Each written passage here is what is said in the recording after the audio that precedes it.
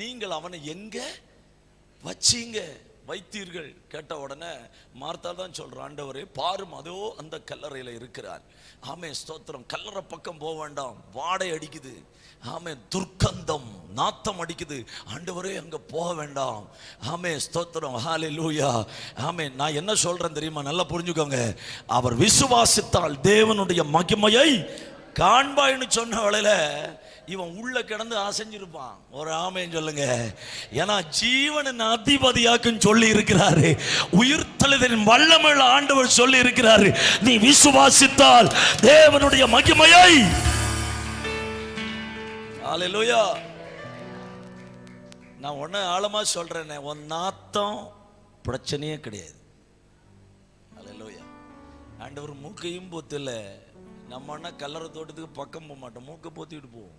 அன்னைக்குள்ள கல்லறையெல்லாம் இன்னைக்கு மாதிரி நல்ல